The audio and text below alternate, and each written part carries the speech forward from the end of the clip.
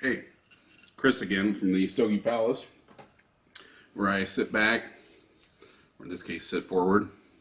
When I get something more comfortable, I can lounge back in and, maybe something a little nicer than a garage, kick back, tell a story, always with a cigar. Most of the time with a cigar, I should say. And by the way, for you hardcore cigar smokers out there, you may notice I smoke a little faster in these videos. I don't normally smoke that fast. I don't blow it out so quick. It's just because I'm talking. So today's video has to do with the day I almost died. February 17th, 1994 to be exact. A day that will live in my infamy. The day that everything after that is gravy. I should have been dead. So, let's tell you a little bit about it. Nice cigar. This is a Drew Estate. My Uzi weighs a ton. Strangest name for a cigar probably ever. But it's quality though. It's good stuff. So let's go back a little bit in time. 1994, 6 months before this date, I ripped my Achilles tendon in half. Completely separated. There was nothing connected to it. It was a war injury back in, no, actually it was a softball. Rounding second base, hit a soft spot where the shortstop stands. And, if you're familiar with baseball or softball, that gets where the players normally stand, it gets a little rut there. Well, I just ran around the second on my way to a in-the-field park home run, and in the park home run. And hit that soft spot, snap! The whole infield heard it. I thought I broke my shin bone, but I knew that couldn't be possible because I was still able to put weight on it. But it was really loud, and the guys that were in the infield goes, "What was that?" So I just, even though I was going to have a home run, it was the fourth game of a tournament. It was the last game. It was over 100 degrees. It was miserable, hot. I was plenty warmed up. Didn't have any fat on me then, so you can't blame that. And I was in good shape. It was just one of those things. Happens to lots of athletes. So instead of rounding third and going home, I just went straight by third base, into the dugout, took off my cleats, put on my shoes, left. I knew it was bad. They needed me to play that game, but I told them, I didn't want to play this game. I was going to go home and pack after the second of these 4 games, and we were going to go on a wakeboarding trip. And I was going to bring my snowboard too, because we're going to go up to Mount Shasta where there was still some snow. And we were going to go wakeboarding. I just bought this wakeboard and the rope and the jacket. And we were going to go jet skis, and it was going to be a good old time. That all got canceled toot sweet. And also, not to mention, 2 months after this, I was supposed to go to South America, to Chile, and go snowboarding there the last day of September and the first day of October, so I could say I snowboarded 12 consecutive months in a row. It's hard to do in Southern California, let me tell you. But I did eventually pull that off later, but not then. Mainly because of this injury. The Achilles tendon completely ripped in half. So this was August of '93. Wife's real pregnant. I'm pushed around in a wheelchair, missed a lot of work. It sucked. Surgery, to put it back together, the recovery, the physical therapy, which was just horrendous. And so 6 months later, I get finally a clearance from my doctor that you can resume snowboarding, my storied career. Career that usually me end up in a hospital every time. But, so me and my friend Jason, snowboard buddy, we go to Lake Tahoe. Just the two of us. Usually we have these big trips, usually to Mammoth, and we rent a big house with a whole bunch of people with us, and really good time. But for some reason on this trip, nobody could make it when we had the time off. So it was just the two of us, and we drove up there, the 6-hour drive up to Tahoe. Excuse me while I have some of my cocktail. This is a different combination I've ever tried before. This is root beer with an ounce of Jameson's whiskey. The booze quotient of it's pretty light. You can barely even taste it, but you know it's there. But it's not going to destroy me, nor do I want it to. I want to enjoy the subtle nuances of the cigar and be able to talk coherently to you. loyal and faithful watcher. So we go to Tahoe. The first day, really nice sunny day, we go to Heavenly, and everything worked good. I mean, it was tight, but there was a gym there at the hotel we stayed at. It's Harvey's, if you're familiar with South Lake Tahoe. And before I went, I would go down to the gym. Didn't matter what time it was, 6 in the morning. I'd go down there and warm up. I would do stretches. I would do all kinds of stuff. Sit in the sauna, the hot tub, whatever I could do to warm up and stretch that Achilles tendon area. I did not want to have any re-injuries or any pain afterwards. And the first day was fine, even though it was a lot of pressure put on it because it was a lot of high-speed boarding because it was groomed trails. Heavenly's got a lot of big, wide, long groomed trails. There wasn't a whole lot of powder that day. At least we didn't go there into those areas with the powder. But I don't remember there being much powder. I just remember these really big fences along the side, which at first I got, man, these things are ugly. These things they got to be 15, 20 feet tall. But you know what? You never had a doubt about where the boundaries were, the ski area. That brings us to the next day. I think it was the next day. I don't think we skipped a day. We might have, but hey, this was over 20 years ago, so. We're at the bar, and we're trying to decide where we're going to go the next day. The initial plan was Kirkwood, which is one of the more challenging areas up there at Tahoe. And the weather is moving in. We know it's coming in. We saw all the forecast, and we're talking to people, the locals there. They go, well, the problem with Kirkwood is the wind. If there's a storm coming in, you don't want to go to Kirkwood. They're going to be shutting down lifts. It's really windy there.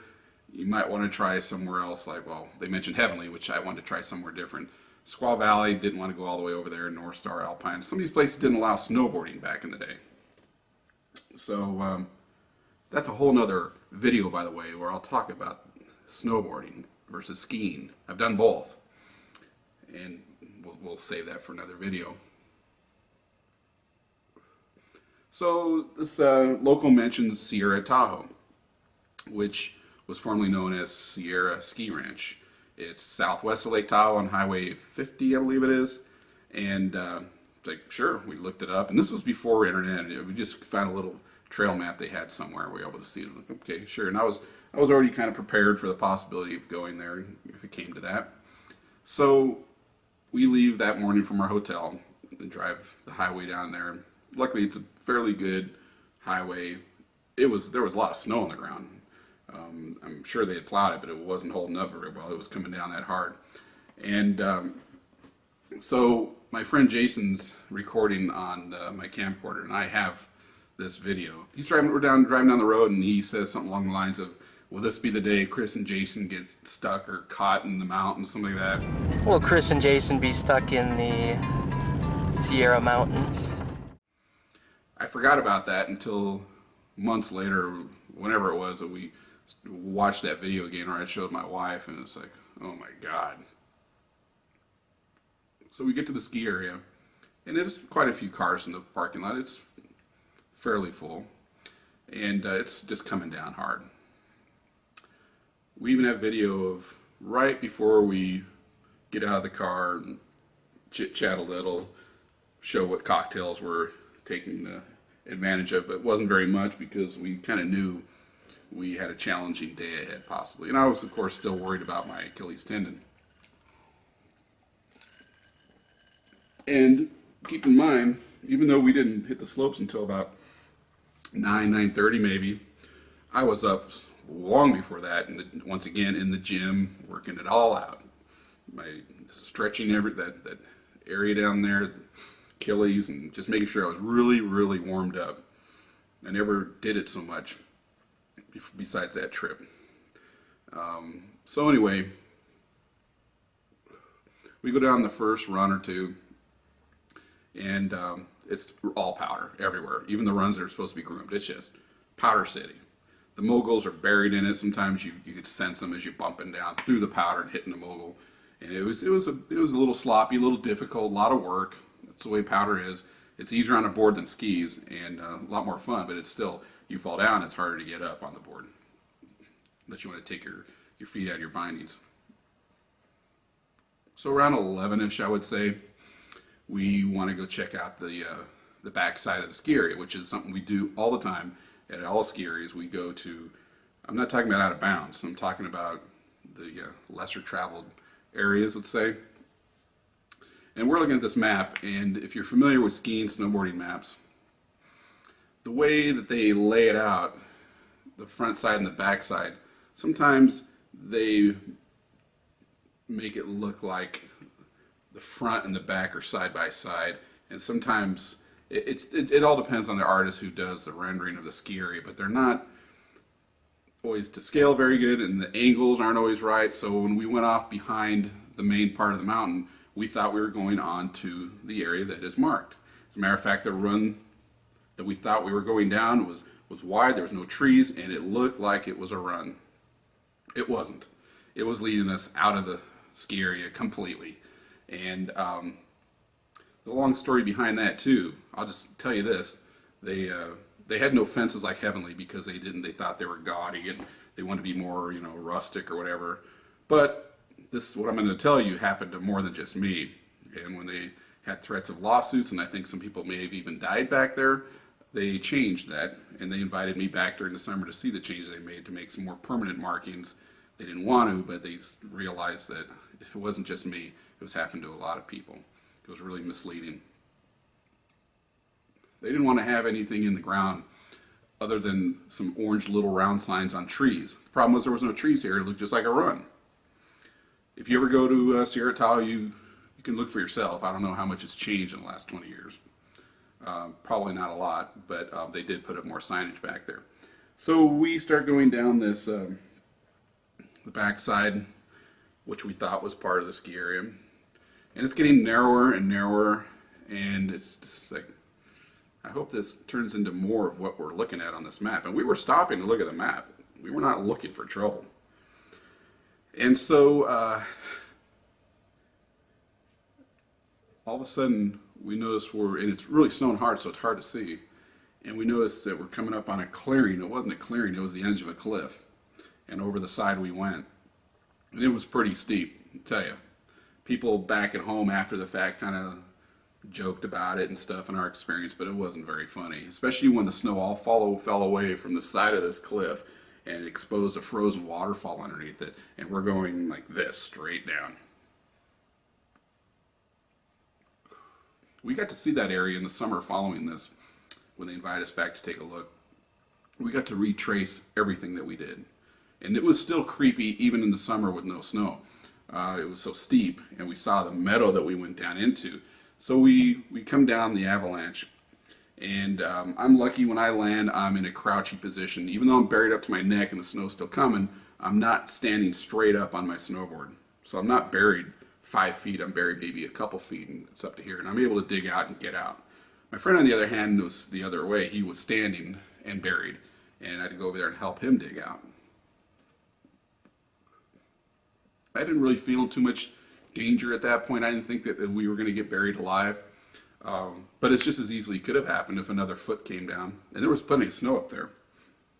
So we look up the hill, and it's pretty steep, and we can see the top of the lodge, and it's a long ways up. And there's no way in the world we can go back the way we came. Way too steep. Impossible. So we start walking. I credit that snowboard for saving my life. If it was skis, never would have made it out of there, because snowboard boots are just like big. At least these were the soft ones. These weren't the hard ones. There are hard snowboard boots, but these are nice soft ones, easy to walk in, good to get traction, nice flat and wide. Ski boots, I can't imagine getting out of there with those. We would have been constantly buried up to our knees or our hips or even further, because we were still getting buried up to our knees and hips in snowboard boots. But at least we had the snowboard to pull us along. Spent a lot of time dragging ourselves on our belly in some of the steep areas. And it was a lot of times 2 steps forward and falling 1 step back. Sometimes it was reverse of that and just getting nowhere. But just trying to get flavors off of this cigar as the lights turn out on me again. So this goes on for a couple hours. We're coming up on 4 o'clock or so, and that's when we hear the ski lifts, the ski patrol going down the runs, and they're still good ways above us. We can see them way up, not see them, we can hear them because of snow and so hard, but we knew where they were, and we were trying to head in that direction. It was just too steep. And they're yelling and calling for people, and we're trying to yell back, call back, we're whistling, we're banging on the trees. They're not hearing us. And then the ski lifts shut off. And then it starts getting dark. Snow the whole time, by the way, is just relentless, coming down hard. We find ourselves walking along a creek with big boulders, and more than once we almost fell between boulders that were, the opening was taller than us for sure, and the snow was just unbelievable amounts, and getting stuck, and it was awful. And then we get to a certain point where we sort of get in an argument about which way to go. We're currently heading north along parallel to the side of the ski area, on the west side of the ski area, basically walking towards Highway 50. Walking is a generous term, not for crawling. To the left is downhill. To the right is a whole lot of uphill hiking, but we know the ski area is in that direction. We were able to hear the lifts when they were running. They're not now, just wind, snow. And this argument we had reminds me of the Poseidon Adventure, the original one, where some people want to go down because it's just so hard to go up. And they're just going down basically towards the water to their own death. The people that go up are the ones that end up surviving, and they go to the bottom of the ship, which is upside down, so it's near the top. You know that story? I was the one advocating to take the easy way, which was to the left, which was downhill. There's a possibility that if we went that way, we would have ran into the highway, maybe. And then we would have got help, maybe. But there was just as good a chance of us missing it and paralleling the highway, and nothing between us and, the San Joaquin Valley. There was just nothing, wilderness. There weren't towns, there was really nothing. There's really not a lot of roads that we could have got on to get back to the highway. It probably would have been our death if we went that way. So we took the hard way. We hooked a right where we could find a way to get up there where it was, not so steep. And we went up, and we finally, in the dark, got to one of the ski runs. And we could see a line going across. The problem was it was so dark and the snow so hard, you didn't always see it, but we knew we should probably follow it, and that's what we did. So, what time is it now? It's probably 8 o'clock. This has been going on for hours. This started around 11 or so. We're exhausted. We got no food. We're eating snow. I think we may have had something to drink in our backpack, but that was long gone. And we're stopping every so often, just exhausted. Number one, it's high altitude. Number two, I already had bronchitis and coughing and stuff. Turns out after this is over, I had it far worse than that. So, here's where it gets a little creepy. I was raised Catholic, went to church every Sunday. My friend, not so much. He's pretty much an atheist. I'll have to talk a whole lot about his thoughts about him being the only we always have this discussion, especially after a lot of drinks. Do you ever think you're the only sentient being and everything else around you is not? This is all talked about before the Matrix, by the way. Which, after seeing that, it's like, this is basically what he was thinking, that everything you're seeing is really not there. It's all a program or something along those lines.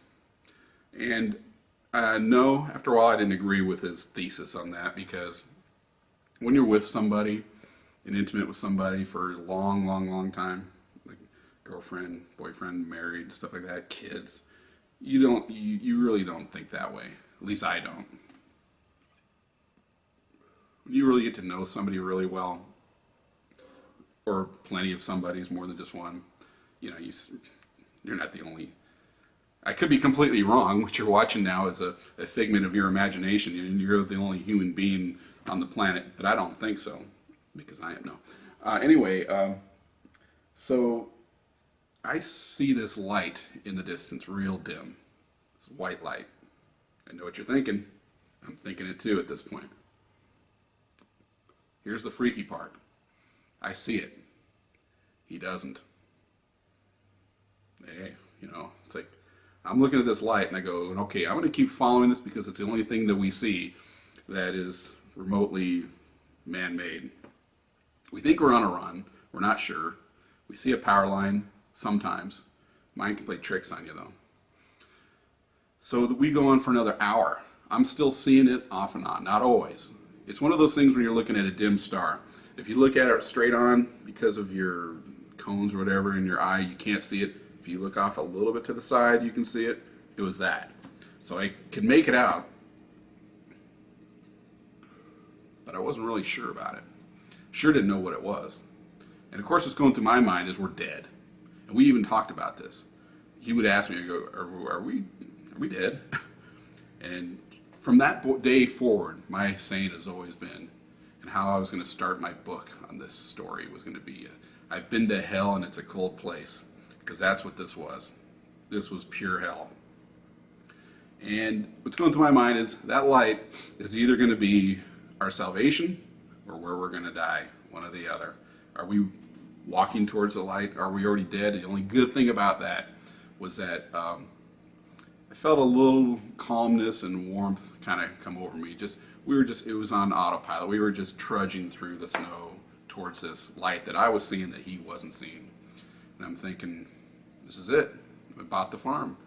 Really screwed up. And we look back on it, and we still talk about it to this day, 20 years later.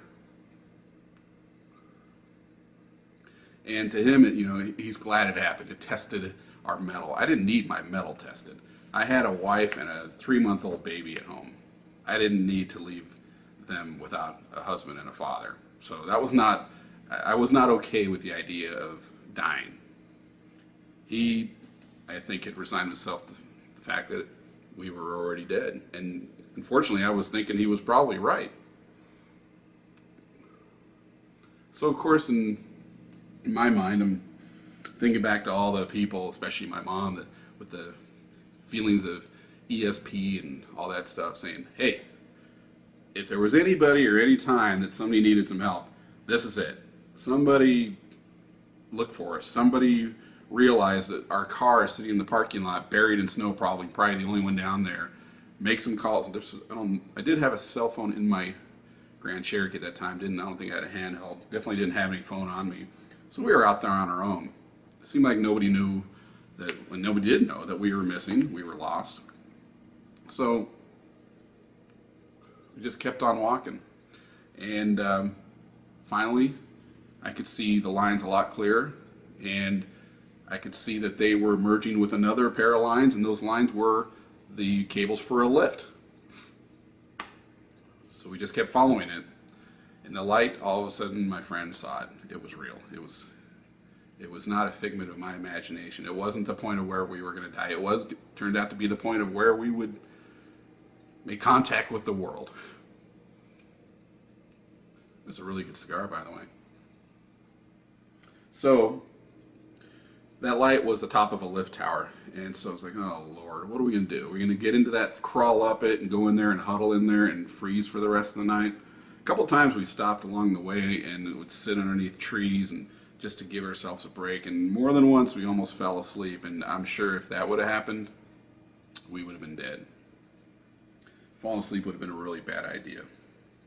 We had hypothermia for sure, and I end up with pulmonary edema, which I still pay for to some extent to this day, and probably will forever. Even though I never smoked cigarettes, the damage that did to my lungs, might as well have.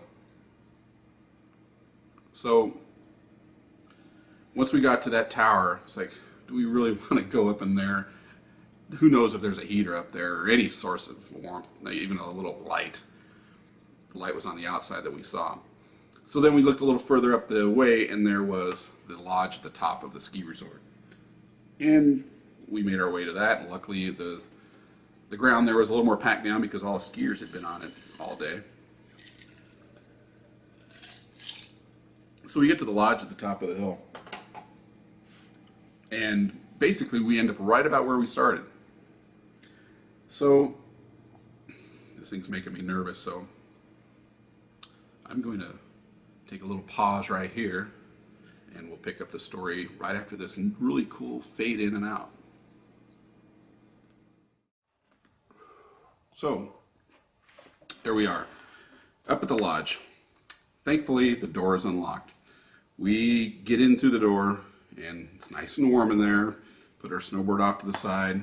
Lost that cool walking stick. I had a walking stick the entire time to help out. Somewhere it got lost, I think, on the ride back down. Lost it forever. It's too bad. It would have been a good memento. But at least I have that snowboard still, and it's on the wall and blazoned on the wall forever to be remembered as the thing that saved my life. So we get into the lodge, and it's pitch black dark. At least it's toasty in there, but it's dark. We're talking dark as the inside of a cow, where you can't see anything. I mean, not your hand in front of your face. You might as well just have your hand shut. You're just reaching around in the dark. So my only source of light was this itty bitty little remote for my Grand Cherokee, and all it had on it was just a little red light to unlock the door, lock and unlock the door. So I have it turned around, and it's right near my eye, and I can repeatedly pushing this thing to see anything. And I'm just reaching around walls. I don't know where I'm at. I felt like the FBI agent in Silence of the Lambs at the end there, where she's in complete darkness, just waiting for Buffalo Bill to pop up behind me. That's how dark it was. Well, then all of a sudden I see the reflection of this little red light, little pin light, coming back at me. And I reach out and touch it. It's a mirror. I'm in a restroom. I didn't go through a door. It was one of those where you go through a big opening around the corner. I mean, I was just reaching around. And around the same time, I found it. I kept wandering on the walls, bumping into sinks and toilets, and I get around to a door, open the door, this little closet, the light is on because it's the electrical panel. Boom, lights come on. We go up to the cafeteria area of this lodge.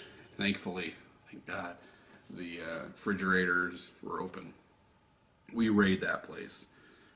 My friend makes probably the wrong decision to drink beer after being dehydrated, severely dehydrated. Probably not a good idea.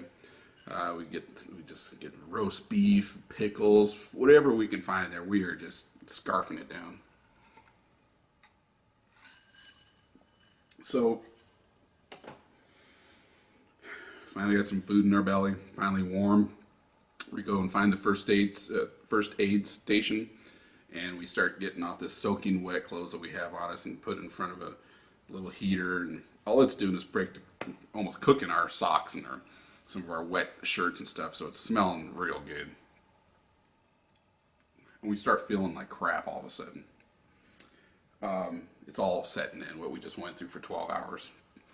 And I call 911. They don't believe my story. I tell them, please, I'm not kidding, please call somebody at the ski resort and tell them we're up at the top and we need to get down. And the wind's howling out there. The lifts are just going side to side. There's no way they're turning those back on. And we get a call back from somebody, it was the owner, I believe. And I'm telling the story, and I'm a little ticked off that I got lost, number one. We don't believe it was our fault. And they left us out there, and anyway, somebody tries to come up there in a snowmobile, which would have been terrible. They couldn't have fit us both on there, and our snowboards, which I wasn't just going to leave behind. Didn't matter. They got stuck real quick. They didn't get very far. So then they go, well, we're going to have the snowcat in the area because he's going to groom it for tomorrow. So we'll have him come up and get you. That took a while. That took an hour, it seems like, for him just to get up there. That's how bad it was. And they don't go right up the ski runs. They go on the little service roads along the side. So in the meantime, I call my wife, and of course she's not believing the story either. I go, I'm dead serious. I told her it's not over. We're not down yet, and we're not feeling very good either.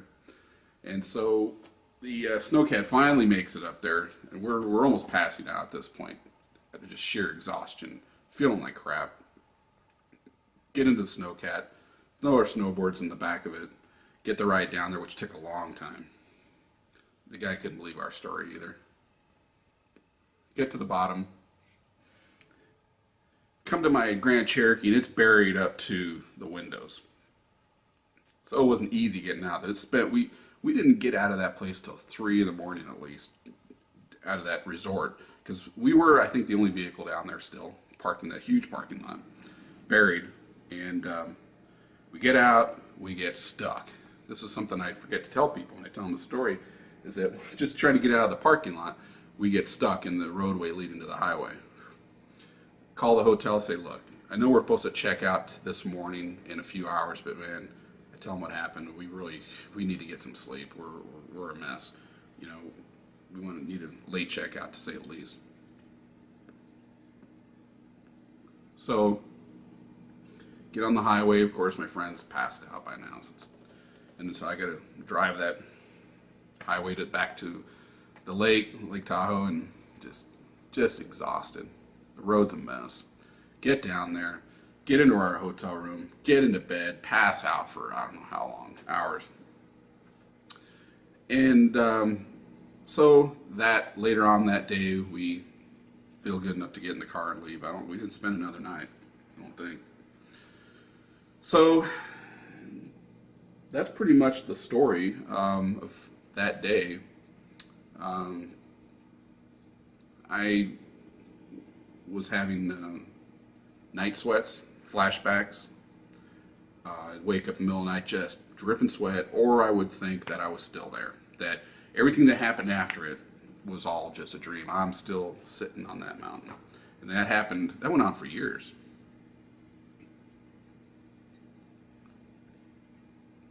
So I was telling my boss at work about it. In the government, they have this counseling program, which I never really put much stock into, never needed it. And I tell them, this, not nightmares, but I guess you consider them nightmares, because if you're dreaming you're still up there, that it never ended. I guess you can call that a nightmare. But it just went on for weeks, and so I went to see the counselor there. It's free. So he goes, go on, it's free. I demand you just go up there. You don't have to worry about work right now. Just go up there and just talk to her, see what she's got to say. And she goes, well, and she was, of course, flabbergasted by the story, just couldn't believe it. She goes, you got PTSS, post-traumatic stress syndrome, which nowadays they call PTSD, post-traumatic stress disorder, same thing.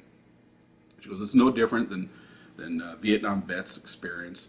She goes, and it's no different than the people I'm treating here right now because of the earthquake that happened a month prior. That earthquake was the Northridge earthquake in Southern California on January the 17th, exactly a month before what happened to me. And there were some people at my work that lived down there and were there in Northridge in that area when it hit, and they were pretty messed up over it. Now, keep in mind, that earthquake lasted a minute or two. What I went through went on for 10, 12 hours. I thought I was dead most of that time. It was far, no offense to you earthquake people, but it was a whole different level. The cigar is getting a little temperamental on me here. I am talking a lot, that's probably why. But anyway, so my friend, he just drank more. Sorry, that's really the reality of what it was. Like I said, he thought it was a good thing that it happened to us. Don't agree. Still don't agree. We'll never agree. Like I said, though, I feel like everything since then is a bonus. It's all gravy. So she said, what do you think you're going to do about this problem of yours, of this PTSD? I go, well, I didn't really have a plan. I didn't know I was suffering from that, but my symptoms basically say that I am. I go, I want to go back up there and finish what I started. And it turns out that was the absolute right thing to do, that for my recovery, or whatever you want to call it, I wanted to go up there. I hate unfinished things like that, and that's what that felt to me. It's like, I went up there, and I didn't get to finish what I started. I didn't feel like I did anything wrong. It wasn't my fault, and I'm not the kind of person that shoves blame off on others. If I screwed up, I screwed up, but I really didn't think I did. And later on, the ski area agreed with me, especially when I dug up those stories of other people that got trapped back there. And I made a big noise about it. I was on the front page of the newspaper. I was on the local TV station.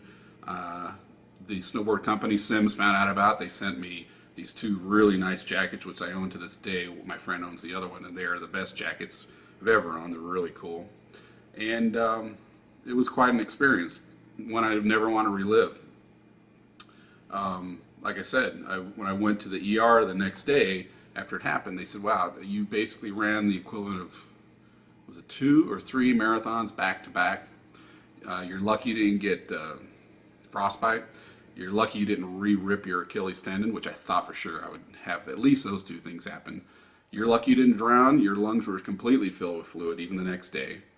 And it did feel like I was drowning. It was only 9,000 feet. It wasn't that high. I go to those altitudes all the time now, living in Colorado without a second thought.